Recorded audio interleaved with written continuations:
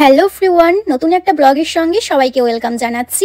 সবাই কেমন আছো সেটা জানিও অবশ্যই। তোমাদের ভালোবাসায় আমিও অনেক ভালো আছি। তো আজকের ব্লগটা কি নিয়ে হচ্ছে সেটা তোমরা ফুল ভিডিও দেখলেই বুঝতে পারবে। তো সকলে স্কিপ না করে ফুল ভিডিওটা দেখতে থাকো আর সঙ্গে থেকো। মুম্বাইয়ে সকালের ওয়েদারটা কি ভারী মিষ্টি দেখতে লাগছে দেখো। মুম্বাই হলেও দেখো চারপাশটা কিন্তু সবুজে ভরপুর, আর বিল্ডিং গুলো দেখো কি সুন্দর না দেখতে লাগছে। মুম্বাই হলেও চারপাশের পরিবেশটা আর প্রকৃতিটা একদম সবুজে ভরপুর। আমাদের রাজকোট গুজরাটটাও কিন্তু এতটা প্রকৃতিটা সবুজে ভরপুর নয় যতটা মুম্বাইয়ে লাগছে। যাই হোক, এখন আমি সকালে ঘুম থেকে উঠে পড়েছি আর ব্রাশ করে এই যে সকালে চা খেতেই হবে। সকালে চা না খেলে ভালোই লাগে না, মনটা যেন কি বলে শান্ত শান্ত হয় না, বা সকালটা যেন ঠিক মানায় না। সকালে এখানে কর্তামশাই চা নিয়ে চলে এসেছিল, তো চা আর এখানে তোমার কেক আছে। এটা পাউরুটির মধ্যে একটা ক্রিম দেওয়া আছে। কেকটা বেশ ভালোই খেতে। এখানে মুম্বাইয়ে বেশ এই কেকটা পাওয়া যায়, রাজকোটে সেরকম আমি দেখিনি। যাই হোক, কেকটা কিন্তু ভালোই ছিল খেতে। তারপর বরমাশাই নাস্তার জন্য এখানে এনেছিল চিড়ের পোলাও, কারণ বাইরে বেরোলে রুমে আসতে অনেকটাই লেট হবে, সেই জন্য নাস্তা করেই যাবো, যাকে বলে ব্রেকফাস্ট। এরপর আমরা রেডি হয়ে বেরিয়ে পড়েছি। আর বেরিয়ে আমাদের কি যে অবস্থা, আধ ঘন্টা মতন প্রায় রাস্তায় দাঁড়িয়েই ছিলাম অটো খোঁজার জন্য। শেষমেশ এই যে অটো পেয়েছি। এখানে যেন তো একটা সিস্টেম আছে, যেটা হচ্ছে কিনা একটা অটোতে একজন উঠলে দ্বিতীয় জনকে উঠতে দেবে না, বা দ্বিতীয় জনকে নিয়ে যাবে না, এরকম সিস্টেমটা। তো যাই হোক, প্রত্যেকটা অটো চলে যাচ্ছে, আমরা আর অটো খুঁজে পাচ্ছি না। শেষমেশ মানে জায়গাটা তো অনেকটাই দূর হোটেল থেকে, তো অনেকেই যাচ্ছে না। তো শেষমেশ এই যে অটোটা পেয়েছি, তো অটোতে উঠে আমরা রওনা দিয়েছি যেখানে আমরা যাব, বান্দ্রা, যেখানে শাহরুখ খানের বাড়ি মান্নাত। এটা কতদিনই স্বপ্ন জানো তো, আজকে আমার পূরণ হচ্ছে। আর জায়গাটার নাম হচ্ছে ব্যান্ড স্ট্যান্ড, এরকম হয়তো হবে, উচ্চারণটা ঠিকঠাক আমি বলতেও পারছি না। যাই হোক, এখানে অটোগুলোই তোমার টাকা আগে থেকে বলে দেয় না, মিটার হিসেবে কিন্তু টাকা নেই। তো এই জিনিসটা কিন্তু অনেকটাই ভালো। রং আমরা যেই উদ্দেশ্যে যাচ্ছিলাম রং জায়গায় আমাদেরকে নামিয়ে দিয়েছে। এটা হচ্ছে একটা পার্ক, আর অটোওয়ালা নিজেও জানে না যে বান্দ্রা ঠিক কোথায় জায়গাটা। তো এই জায়গাটায় আমাদেরকে নামিয়ে দিয়েছে, আমরাও ঠিক বুঝতে পারছি না। আর বর্মশাই এর আগে একবার দুবার এসেছিল অনেক দিন আগে, তো ওর ঠিক মনে পড়ছে না। ও বলছিল যে এই জায়গাটা নয়, ঠিক পাশে তো সমুদ্র, তো এই জায়গাটা ঠিক নয়। এবার দেখো অটোওয়ালার কাণ্ড, আমরা ঠিক জায়গা জানি না বলে যেখানে সেখানে নামিয়ে দেবে, এটা কোনো মানে হয় বলো তো? বর্মশাই বারবার বলছে যে পাশে সমুদ্র আছে, আর এখানে কোন জায়গাটায় দেখতে পাচ্ছ তোমরা সমুদ্র বলো তো? সমুদ্র আর খুঁজে পাচ্ছি না। যাই হোক, এখানে আর কিছু করার নেই। আমি এই ফুলগুলো নিয়ে একটু খেলা করছিলাম আর ছবি ভিডিও তুলছিলাম। তার মধ্যে বর্মশাইকে বলছিলাম, তুমি এখানে কোন জায়গাটা নিয়ে এলে? আমি কত আশা মনে নিয়েছিলাম যে আমি শাহরুখ খানের বাড়ির সামনে ছবি তুলবো, সেই আশাটা তুমি ভঙ্গ করে দিলে 1 মিনিটের মধ্যে। যাও, আমি আর যাবোই না। প্রচুর রেগে গেছিলাম, আর এখানে বেশ গরম ছিল তোমার। এই জায়গাটা পর্যন্ত দাঁড়িয়েও থাকা যাচ্ছে না। তো বর্মশাই এইদিকে অটো খুঁজেই যাচ্ছে আর খুঁজেই পাচ্ছে না। শেষমেশ যাই হোক করে অটো পেলাম। এবার ঠিক জায়গাটা যাবো কিনা সেটাও সন্দেহ, যতক্ষণ না পৌঁছাচ্ছি। বাবারে বাবা, এই অটোওয়ালাটাও সেম একই কাণ্ড করবে নাকি তার সন্দেহ। যতক্ষণ না পৌঁছাচ্ছি ততক্ষণ শান্তি জানা হচ্ছে না। যে যেমন পাচ্ছে সেরকম ঠকিয়ে দিয়ে চলে যাচ্ছে, এটা সেটা বলে নাম বলে এখানেই নামিয়ে দিচ্ছে। কি অবস্থা বলো তো, না জানলে যা হয়। আর যাই হোক, এই অটোওয়ালাটা ঠকায়নি, কিন্তু এই অটোওয়ালাটা সুন্দর করে জায়গাটা দেখিয়ে দিল। আর জায়গাটা দেখলেই তো চিনতেই পারবো, কারণ এখানে তো সবাই ছবি তুলছে।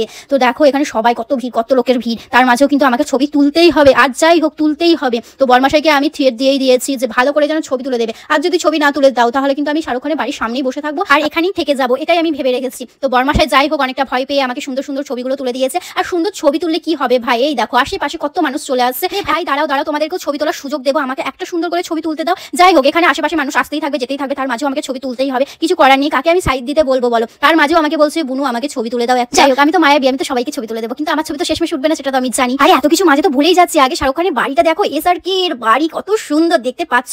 আর এই বাড়ির সামনে আমি ছবি তুলবো, কানা মামা চশমা পরে, এটা কি মানা যায়? একটা সুন্দর সানগ্লাস নিতে হবে তো ছবি তোলার জন্য। তার জন্য দেরি না করে সুন্দর একটা সানগ্লাস নিয়ে নিলাম, যেন আমাকে ভালো লাগে আর আমার বদনটাকেও ভালো লাগে। এই পাশে আমি একটু সমুদ্রতে ঘুরতে এলাম, কারণ সবাইকে তো একটু সুযোগ দিতে হবে ছবি তোলার। তো সবাই এখন ছবি তুলুক, তারপর শেষমেশ আমি গিয়ে ছবি তুলবো। দেখা যাক তখন ফাঁকা পাই কিনা। তার মাঝে আমি একটু ঘুরে নিই সমুদ্রের মাঝে। এই হচ্ছে শাহরুখ খানের বাড়ির পাশে সমুদ্র, যার নাম হচ্ছে বান্দ্রা। এই সুন্দর জায়গাটায় যখন এসেছি তখন চারপাশটা একটু ঘুরে ঘুরে দেখতে হবে। আর ওই যে দেখতে পাচ্ছ শাহরুখ খানের ঘরটাও কিন্তু দেখা যাচ্ছে। তো চলো, কি সুন্দর জায়গাটা। আর এই মাঝে দেখো কি বড় একটা চিল, বাবরে মনে হচ্ছে আমাকে উড়ে নিয়ে চলে যাবে। তো যাই হোক, এখানে সুন্দরভাবে সমুদ্রের মাঝে যাচ্ছি কিছু ছবি তোলার জন্য। তো সমুদ্রতে এসেছি ভাই, ছবি তুলবো না তাই কখনো হয় বলো তো? আমি তো ভালোই বেশ ছবি তুলবো, ভিডিও তুলবো, কেউ বলুক না বলুক। দেখো ভাই, একটাই কথা বলি, আমার মধ্যে একটাই জোশ আছে। যদি আমার কোনো সময় মুড অফ হয়, তো সেই মাঝে যদি কেউ এসে বলে ভাই চল তোকে একটু ফটোশুট করিয়ে দেবো, তাহলে আমি ভাই উঠতে উঠতে, ছুটতে ছুটতে, লাফাতে লাফাতে, দৌড়াতে দৌড়াতে চলে যাবো ফটোশুট করতে। এটা কিন্তু আমার মধ্যে একদম জোশ চলে আসে, বুঝতেছো ভাই? এরকমটাই আমি কি করি বলো তো? তো এখানে রকম ঝকম শুট ফুট করার জন্য কান্নাকাটি, যে রকম ভিডিও পাবো সেই রকম ভিডিও লাগিয়ে দেবো। সেই জন্য একটু শুট করে নিচ্ছি, যেমন পাচ্ছি সেরকমই পোস্ট দিচ্ছি, ভিডিও করছি। যাই হোক, সং তো লাগাতে হবে, সমুদ্র এসেছি,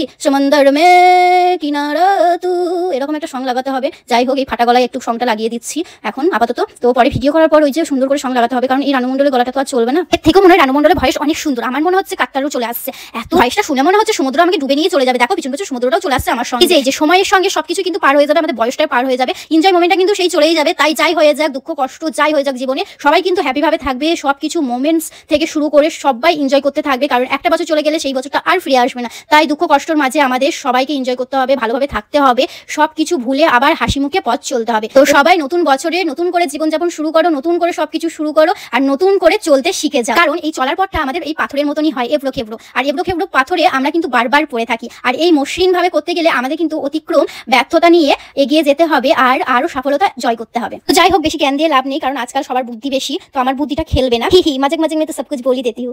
তো চলো, বেশি কথা বলে লাভ নেই। এখানে দেখো সুন্দর সুন্দর জায়গা, দৃশ্যগুলো দেখতে থাকো, তার মধ্যে প্রকৃতিটা এনজয় করতে থাকো। জায়গাটা দেখে মনে হচ্ছে এখানে আস্ত একটা বাড়ি বানিয়ে। পকেটে নেই কো টাকা, কি কম তোমাদের কো। তো এখানে আমি একটু সমুদ্রেই সুন্দর দেখে ছবি তুলছি। তোলার পরে তো একটু গরম লাগে, তাই না? কিছু তো খেতে হবে, গরিব মানুষ বলে কথা। তাই চলে গেলাম এই যে সামনে একটা সমুদ্রের পাশেই ডাবের দোকান ছিল। তো ভাইয়াকে বললাম যে একটু ডাবটা কেটে দেবে, একটু ডাব খাওয়া যাবে। তো এখানে ডাবের জল আমরা খাচ্ছিলাম, বেশ শরীরটা ঠান্ডা হলো, ভালো লাগলো, মন প্রাণ জুড়ে গেল। আমি কি ভয়েসে কথা বলছি আমি নিজেও জানি না। যাই হোক, ডাবটা খেয়ে আমার পুরো এনার্জি চলে এলো। এবার যা যাক, আরো তো ঘুরতে হবে, তার জন্য তো অনেক এনার্জির দরকার, বুঝছো? মানে অনেক ছবি তুলতে হবে, সেই জন্য এনার্জির দরকার। তো ডাব খেতে হবে। আর তো এখানে কিছুই দেখতে পাচ্ছি না কেনার মতন আর খাওয়ার মতন। তো আবারও চলে এলাম ঘুরতে। এই যে এই জায়গাটা দেখো, দেখো গাইস, কতটা সুন্দর, ঠিক আছে? এর পাথরগুলো উপরে আমি ছবি তুলেছিলাম, তোমরা হয়তো দেখেছো ইনস্টাগ্রাম আর ফেসবুক পেজে। তো যাই হোক, এখানে আমি অনেক ছবি তুলেছি। মেমাটির জন্য একটা তো ভালো দেখে ভিডিও করতে হবে, তাই তো?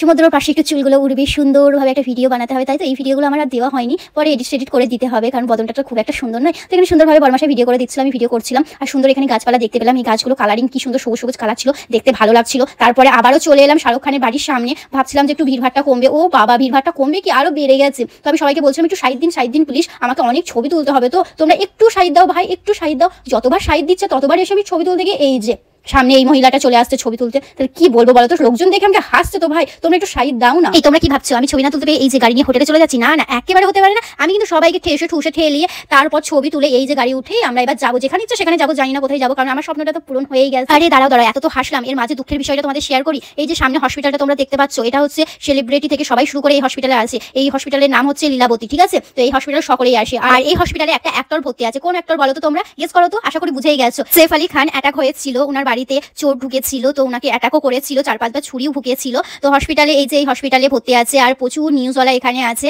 আর গাড়ি তো প্রচুর জ্যাম, মানে দাঁড়ানো যাচ্ছে না রাস্তাতে। তোমরা এই যে দেখতে পাচ্ছ সামনে, তো প্রচুর রাস্তাতে তোমার ভিড়, প্রচুর মানুষ আসা যাওয়া করছে। তার মাঝে সবাই দেখতে আসছে সৈফ আলী খানকে, করিনা কাপুর, জারা আলী খান আর ইয়ার, মানে সবাই যারা আছে অ্যাক্টর, তো সবাই দেখতে আসছে। এখানে দেখো প্রচুর ভিড়, প্রচুর নিউজওয়ালা তো সকাল থেকে ভিড় লেগেই আছে, সকাল পর্যন্ত রাত। নিউজওয়ালাদের তো এটা কাজ, তো ওরা তো করবেই। তো প্রচুর এখানে ভিড়। তো এত ভিড়ের মাঝে আমাদের নেমে দরকার হবে না, নেমেই বা কি করবো, একটা তো বিপদ হয়েছে, দেখে তো কোনো লাভ হবে না। তো যাই হোক, তিনি সুস্থ থাকুন, স্বাভাবিক থাকুন আর ভালোভাবে বাড়ি যাক, এটাই কামনা করি। তো এর মাঝে দেখো আমরা এখানে চলে এসেছিলাম একটা বিরাট বড় শপিং মলে, যেখানে সব অ্যাক্টররা শপিং করে। এখানে এ থেকে জেড পর্যন্ত তোমরা সবকিছু দেখতে পাবে। চলো তোমাদের এক এক করে দেখাবো আজকে এখানে কি কি পাওয়া যায়। আমি ফার্স্ট টাইমে এসেছি, তো চলো আমিও দেখবো কতটা বড় শপিং মল আর কি কি এখানে পাওয়া যায়। ফার্স্টে একতলা থেকে দুতলাতে লিফটে উঠলাম। লিফটে করে উঠে এই যে তোমার পাশে দেখছো মাঝখানে যে রাউন্ড করা আছে, ওই রাউন্ডের মধ্যে কি সুন্দরভাবে এটা তোমার ডিজাইন করা আছে, দেখতে কিন্তু খুব ভালো লাগছে। আর এটা হচ্ছে একটা লাইটিং, ঠিক আছে? লাইটিং এর মতন করা আছে, আলোও জ্বলছে। তো এই যে পাশে আমরা ঘুরছি, এগুলো কিন্তু আলাদাই মানে সোয়াগ ভাই, আলাদাই সোয়াগ। মানে আমরা একটা শপিং মলে গেলে কি তোমার এক জায়গায় সবকিছুই পাওয়া যায়। যে কোনো শপিং মলে গেলে এটা কিন্তু এক জায়গায় সবকিছু নয়। যেমনটা বলছি তোমাদের, একটা শপিং মলে গেলে কি পাওয়া যায় বলো তো? চুড়িদার, লেহেঙ্গা, তোমার কুর্তি, টপ, গাউন থেকে সবকিছু পাওয়া যায়। কিন্তু এটা কি বলো তো, এটা পুরোটাই আলাদা, মানে সবকিছু ভাগ করে দেওয়া আছে। চুড়িদার আলাদা, তোমার শার্ট আলাদা, টি শার্ট আলাদা, সোয়েটার আলাদা, মানে শু আলাদা। শু বলতে দেখো শুগুলো দেখো পুরোপুরি আলাদা। মানে আমি তো জাস্ট অবাক যে এত সুন্দর কালেকশনের মধ্যে সবকিছুই আলাদা ভ্যারাইটিস। বাপরে বাপ, এত বড় একটা শপিং মল, মানে ভাবা যায় বলো তো? এরকম কিন্তু আমাদের রাজকোটেও একটা আছে অনেকটা দূরে, যেটা আমি একবারই গেছিলাম, কিন্তু ওর থেকেও কিন্তু এটা ভীষণই বড় যাকে বলে। তো আমি ঘুরে পুরো রাউন্ডের মতন পাক দেখছিলাম, মানে এতটাই শপিং মলটা বড়। তার মাঝে যেটা দেখছি সেটাই চোখ জুড়ে যাচ্ছে, মানে এত সুন্দর জিনিস আর এত সুন্দর কালেকশন, মানে যেটাই দেখছি সেটাতেই আমার চোখ জুড়িয়ে যাচ্ছে। আর মনে ভাবছি বরমশাই আমাকে তো কিনে দেবে না মনে হয়, এত বাজেটের জিনিস। তো যাই হোক, এখানে কিন্তু বাজেটটাও কিন্তু বেশ পরিমাণে, আমারও বেশি লেগেছে বাজেটগুলো। জিনিসগুলো খুবই সুন্দর, কিন্তু বাজেটগুলো খুবই বেশি। তো না এরকম নয়, আমার বরমশাই অবশ্যই কিনে দেবে। শপিং মলে গেছি, কিছু তো একটা 5 টাকা দামেরও জিনিস নিতে হবে। এখানে 5 টাকা দামেরও জিনিস পাওয়া যায় না ভাই, খাবারও তোমার হাই লেভেলের। যাই হোক, কিছু একটা কিনে খেতে হবে। অত বড় শপিং মলে গেছি, বলো মান সম্মানটা ডুবিয়ে দিলে তো হবে না, কিছু একটা তো খেতে হবে। তো যাই হোক, এখানে কিছু খাওয়া যাক। অবশেষে দুতলাটা আমাদের দেখা কমপ্লিট হয়ে গেছে। এবার আমরা 3তলা লিফটে করে যাচ্ছি। তো দেখা যাক 3তলায় কি আছে আর কি দেখা যায়। তো যতটা পাচ্ছি তোমাদের চেষ্টা করছি ভিডিওর মাধ্যমে দেখানোর। তো চলো এখন দেখা যাক, লিফটটা শেষ হোক, তারপর তোমাদের দেখাচ্ছি। সেকেন্ড ফ্লোরের মধ্যে সবকিছু আমার ভালো লেগেছে, বাট সব থেকে কিউট লেগেছে ওই সুইট তোমার ব্যাগগুলো। আমার ব্যাগগুলো কিন্তু ভারী পছন্দ হয়েছিল, কিন্তু আমার বাজেট দেখে আমার মনে হয়েছিল না আমি ওখানে কিনবো না, কারণ বরমাসে বলছিল কিনতে, কিনতে, কিন্তু আমার বাজেটটা যেন খুবই বেশি লেগেছে। আমি অত বাজেটেরও কিনি না বাবা। 2000-3000 টাকা দামে একটা ব্যাগ ভাবা যায় ভাই, 2000 টাকার ব্যাগ কে কিনে? আর আমি অত ব্যাগ লাভার নয় যে ব্যাগ ঘুরে ঘুরে নিয়ে বেড়াবো। হ্যাঁ, দূরে কোনো জায়গায় গেলে আমি ব্যাগ মানে স্ট্রাগল করি,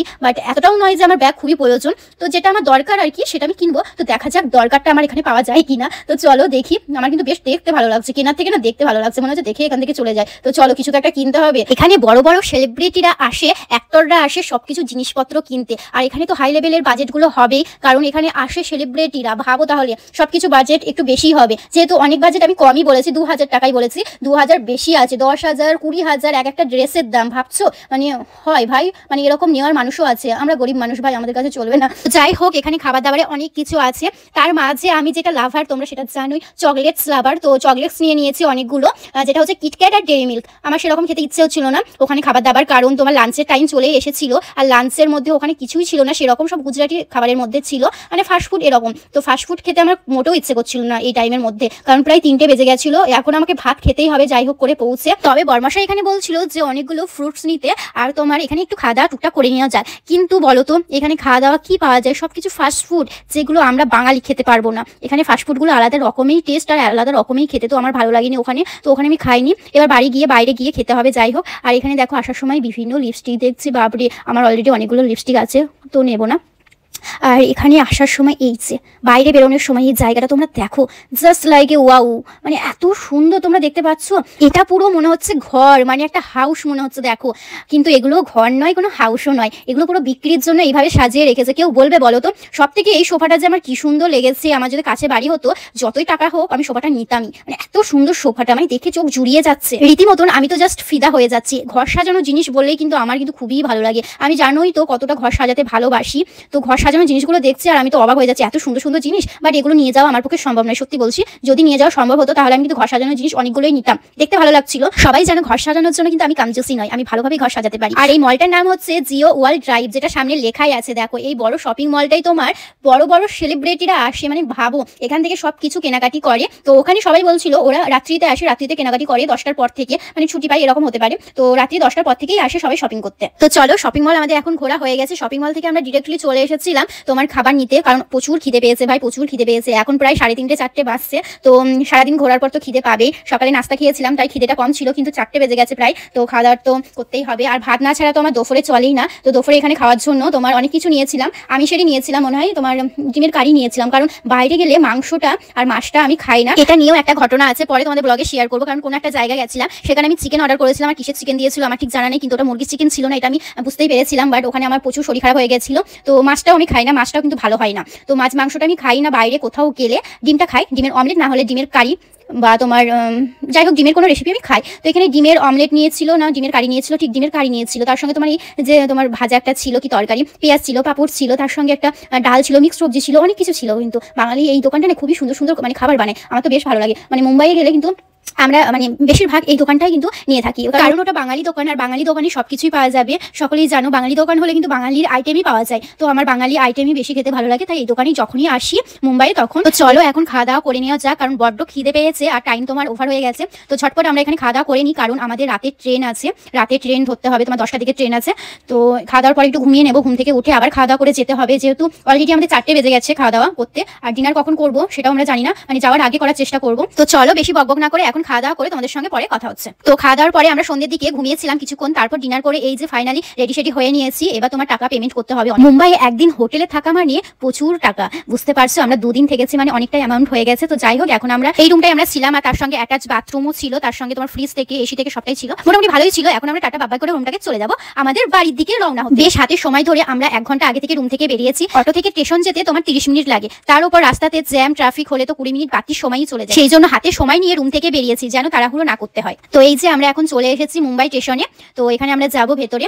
তো এখানে আবার ব্যাগ চেকিং আছে। তো এই যে লাগেজটা এখানে চেকিং হচ্ছে।